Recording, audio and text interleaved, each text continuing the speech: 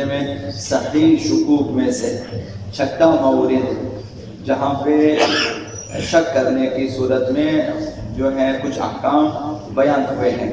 یہ جو چھٹا مقام ہے یہ بیٹھنے کی حالت میں 4 اور 5 کے درمیان شک ہو. انسان بیٹھا ہوا ہے، مثلا تشہد میں بیٹھا ہوا ہے، نیچے قیام میں نہیں ہے، رکوع میں نہیں ہے، بیٹھا ہوا ہے، اور وہاں انسان کو شک ہو جاتا ہے کہ یہ میری نماز کی یہ چوتھی رکعت ہے یا 5ویں رکعت، چوتھی رکعت یا 5ویں رکعت، اس میں شک ہو جاتا ہے.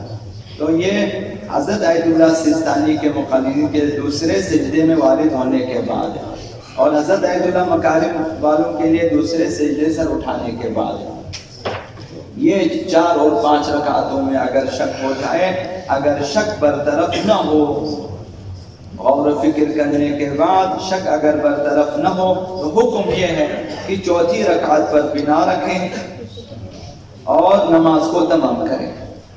یہ فیصلہ کریں خود اپنے دل میں کہ یہ چوتھی رکعت ہے، 4 رکعتی میں نماز کو ختم کریں. نماز کو تمام کیا اور نماز کے بعد 2 سجدے سہو بجا لانا ہے. نماز جیسے ہی ختم ہو جائے السلام علیکم ورحمۃ اللہ وبرکاتہ سجدے سہو کی نیت کریں، سجدے میں جائیں اور سجدے میں ذکر سجدے سہو مثلا پڑھیں اور اس کے بعد اٹھیں، دوبارہ سجدے میں جائیں، پھر ذکر سجدے سہو، پھر اٹھیں، تشہد اور آخری سلام، صرف آخری سلام جو ہے وہ پڑھنا چاہیے. یہ سجدہ سہو. حضرت آیت اللہ سیستانی فرماتے ہیں یہی شک 4 رکعت اور 5 رکعت میں اگر شک ہو، رکوع میں یا رکوع کے بعد پیش آ، یا پہلے سجدے میں یا دونوں سجدوں کے درمیان اگر پیش آ جائے تو نماز باطل ہو جائے گی. صرف دوسرے سجدے میں داخل ہونے کے بعد اگر ہو جائے تو اس کا یہ حکم ہے 4 پر بنا رکھنا ہے، نماز کو تمام کرنا ہے، نماز کے بعد 2 سجدے سہو کے بجا لانا ہے. بہرحال نماز کے احکامات سیکھنا واجب ہے، ضروری ہے، لازمی ہے ہر ایک کے لیے، بڑے ہیں، چھوٹے ہیں، مرد ہیں، زن ہیں، جو بھی ہیں سب پہ واجب ہے اور لازم ہے. عمر کے کسی بھی حصے میں ہو واجب ہے. بہرحال نماز اس وقت صحیح اور قبول ہے جب نماز صحیح طور پہ ادا ہو جائے. نماز اس وقت اللہ کی عبادت شمار ہوگی جب صحیح طور پہ پڑھی جائے. اگر قرآت، اگر اذکار غلط ہو جائے نماز باطل ہو جائے. اگر نماز میں قرآت غلط ہو جائے، اگر ذکر غلط ہو جائے نماز باطل ہو جاتی ہے. تو ہم نے اس صورت میں اللہ کی بندگی نہیں کی. اگر ہم نے تقصیر کیا ہے، جان بوجھ کر ہم نے کوتاہی کی ہے تو ہم گناہگار بھی ہیں.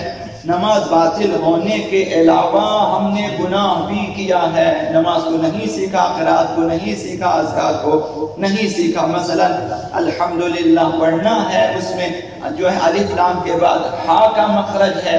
اگر انسان ہا کی جگہ الحمد پڑھے، مثلا ہا ادا کرے، الحمدللہ کا مطلب یہ ہے کہ تمام ستائش، تمام حمد و ثنا خداوند متعال کے لیے مخصوص ہے. اگر اس کی جگہ ہا کا تلفظ درست نہ کرے، مثلا الحمدللہ پڑھے ہا کے ساتھ، تو پھر معنی یہ ہوگا کہ خدا کے لیے ہلاکت ہے، نابودی ہے، بربادی ہے. معنی اس طرح تبدیل ہو جائے گا.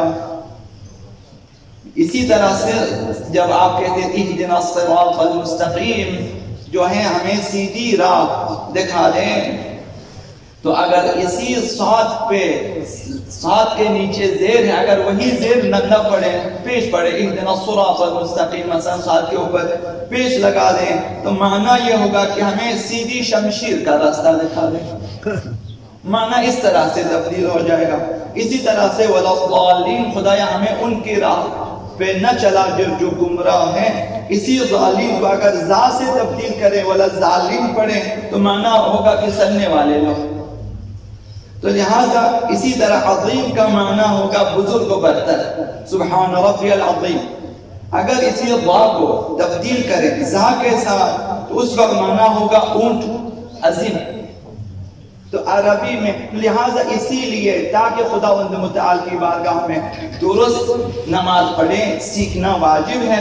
فقہائے اعظم، تمام مراجعین اعظام کا فتویٰ یہ ہے کہ نمازی کے لیے لازم ہے کہ نماز کی قراءت صحیح طریقے سے اس طرح بجا لائے کہ حروف اور حرکت میں غلطی نہ ہو.